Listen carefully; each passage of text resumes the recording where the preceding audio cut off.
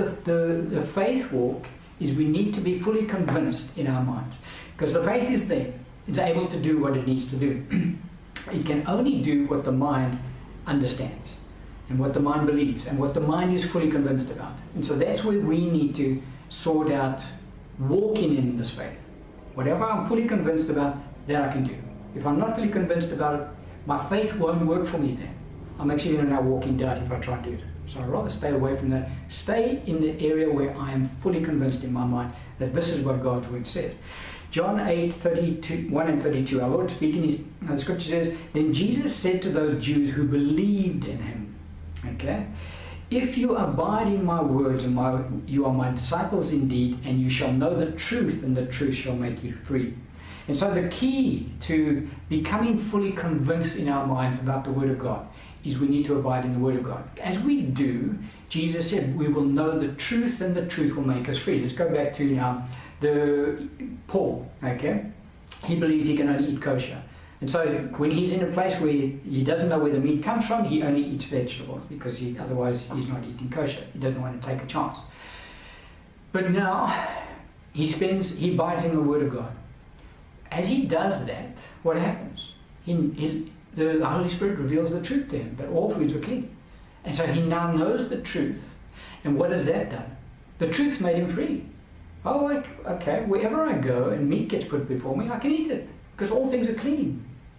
And so he's now walking in a greater degree of liberty. Whereas before he was pretty constrained in his diet that he could partake of. Now he can eat anything. Why? Because he's abided in the Word of God. He now knows the truth, and the truth has set him free. And so that's how this concept works. We need to learn to allow the Spirit of God to fully convince us in our minds about the Word of God. And when we become fully convinced in our minds about a truth in the Word of God, we can walk in it. And we'll walk in the freedom of that. And so I just need to also just re-emphasize the fact about the fact that faith is of the heart, and that faith is there, and that faith will work. But the faith will only work through that which the mind understands. So it's what we're fully convinced about up here that allows what's down here to bring about out there. Kind of a weird way of putting it across, but it's the way it works. 1 John 3:9 says, "Whoever has been born of God does not sin, for his seed remains in him, and he cannot sin because he's born of God." So we had a look at Romans, and let's quickly go back to that passage of Scripture. The Apostle Paul speaks about sin and faith, and he says, in verse 23, "But he who doubts," this is Romans 14:23, "but he who doubts is condemned if he eats." Why? Because he does not eat from faith. "For whatever is not from faith is sin." Okay, it's a very important truth that we need to understand. The Holy Spirit tells us through the Apostle Paul that whatever is not from faith is sin. Now, the Holy Spirit also tells us through the Apostle John that he who has been born of God cannot sin. So it kind of gives us a bit of insight, because if I'm going to operate outside of faith, well, I'm going to be walking in sin. But now you need to understand about the born-again spirit. I do a series on the born-again spirit, but we're not going to touch on that today. But the fact is that very clear that the spirit of man cannot sin. It's the spirit of man that's born again, has no capacity to commit sin. We're born again of the incorruptible seed of the Word of God. Incorruptible means it cannot be corrupted. And so that's why John says, he who was born of God, talking about the spirit of the born-again believer, cannot sin. Now, because it cannot sin, and faith resides there, the spirit can't doubt. Because if the spirit could doubt, the spirit could sin. And the spirit cannot sin, so the spirit cannot doubt. The spirit of the born-again believer only has capacity for faith, to believe God. That's where the faith resides. And it's quite able to release that faith through its natural operation. So faith is of the heart. There is no doubt there. We're just trying to identify where doubt comes in, because doubt in the Christian's life is always up here, because it's up here that we have to be fully convinced of. Until I become fully convinced here, I will always doubt here. I'll never doubt there. I'll never doubt in my spirit, because if I could doubt in my spirit could sin. My spirit cannot sin, therefore my spirit cannot doubt. My spirit can only believe. The doubt is up here.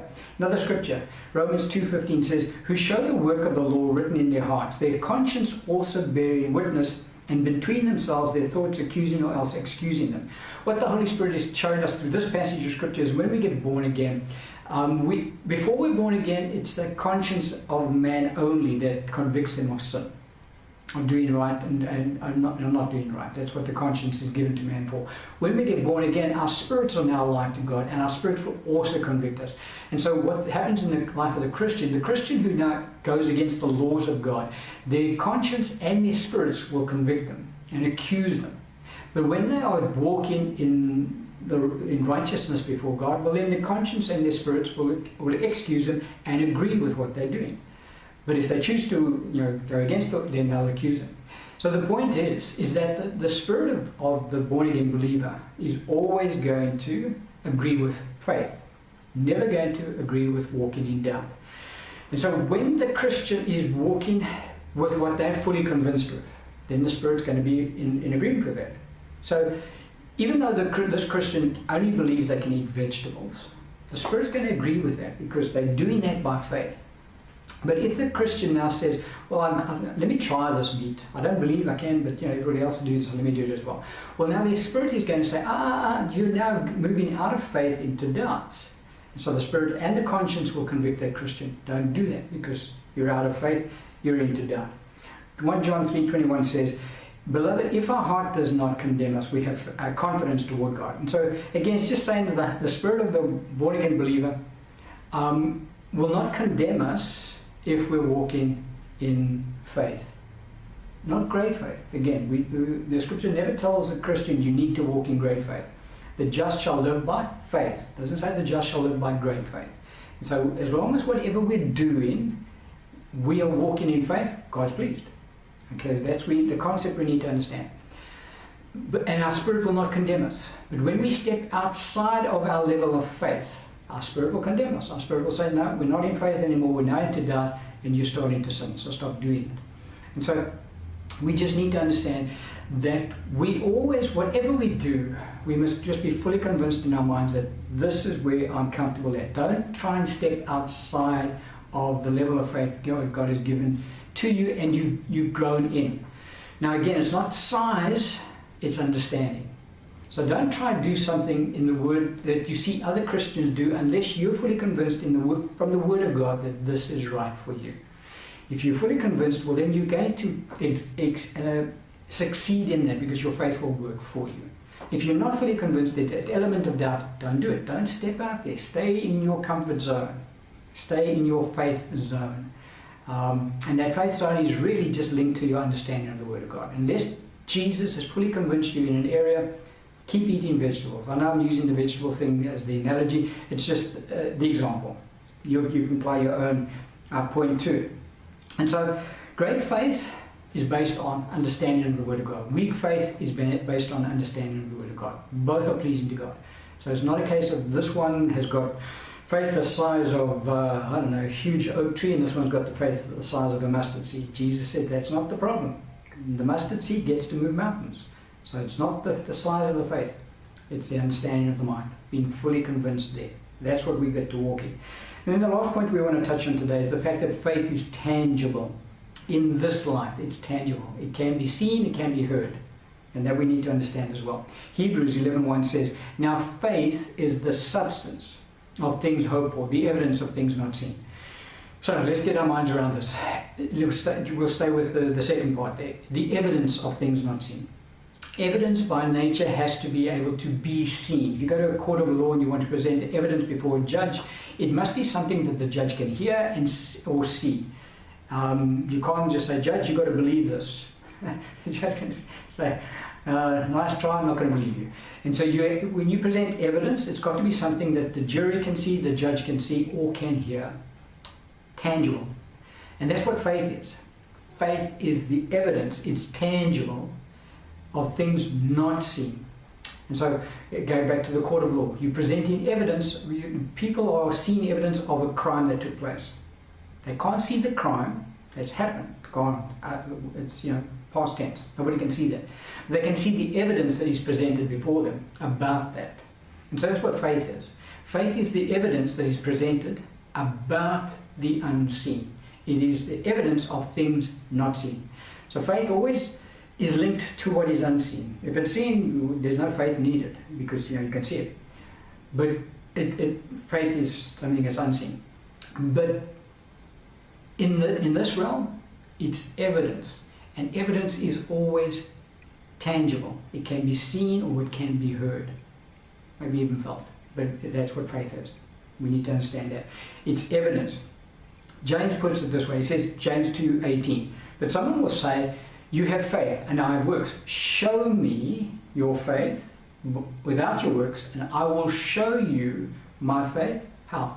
By my works. And so works are tangible. They can be seen. People can see what others do. And so what we say and what we do is evidence of what we believe. That's how faith works. And so that's the tangible evidence. What comes out of our mouths and the way we behave is tangible evidence of what we believe. Go back to the vegetables. The person only believes they can eat vegetables. That's all they're going to do. They're going to only eat vegetables. They're not going to eat meat. That's evidence of what they believe. Because you can watch them eating the vegetables. Why don't you eat meat? No, it's unclean. I can only eat vegetables. Oh, okay. That's your faith. That's their faith speaking. Because they're doing it. I can see it. It's evidence to me of what they believe in their hearts. And so that's how faith works as the evidence. It is always evidenced by what we say and and the way we behave. And so if you want to know where your faith level is, just listen to what you say and watch what you do. Because that is that's screaming at you and everybody else what you actually do believe. That's the evidence. What we say and what we do is evidence of what we believe. That's how we need to understand this concept. Luke 5:18-20, the scripture says, Then behold, men brought on a bed a man who was paralyzed, whom they sought to bring in and lay before him, talking about Jesus. When they could not find a way how they might bring him in, because of the crowd, they went up on the housetop and let him down with his bed through the tiling into the midst before Jesus. When he saw their faith, he said to them, Man, your sins are forgiven you. Now we know our Lord also healed him. But what did Jesus see? He saw their faith. Now, faith didn't materialize. He just saw what they were doing. They were letting their friend down through. There was really an act of faith to drop. They took the tiles off the roof so they could get their friend down before Jesus. That took an act of faith. So when Jesus saw their faith, Jesus responded by healing them. And so very clearly, that's how we can understand another aspect about faith. Is that faith is tangible. And so what we believe in our hearts will always be made manifest through what we say with our mouth and the way we behave. And so we're not going to fool anyone, so we shouldn't try to fool ourselves. Because what you believe in your heart is what's going to come out your mouth. And what you believe in your heart is the way you're going to behave. And so we just need to be comfortable in our hearts with what we're doing. And how do we do that? Up here. What we're fully convinced about, that's what we're going to say to everybody, and that's the way we're going to behave.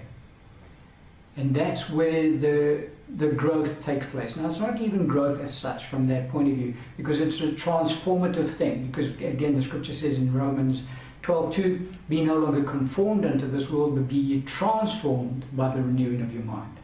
And so, as we spend time in the Word of God, we get to know the truth, and the truth sets us free.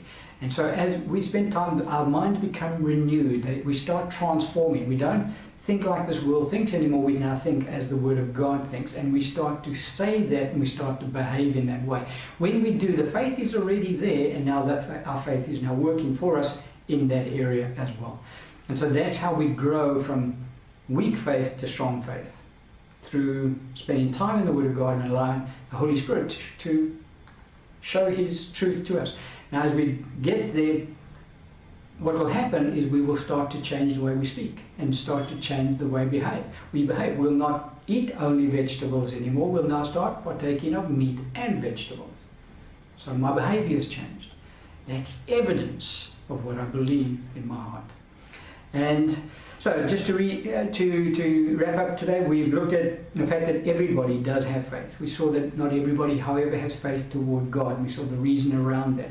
We saw that faith is being fully convinced in our minds. Because we have the faith, it's up here that we need to get the change to take place. And then we saw that faith is in fact tangible, and it's what evidenced by what we say and what we do. That tells us where our faith really is and what we actually do. I'm going to end the teaching now.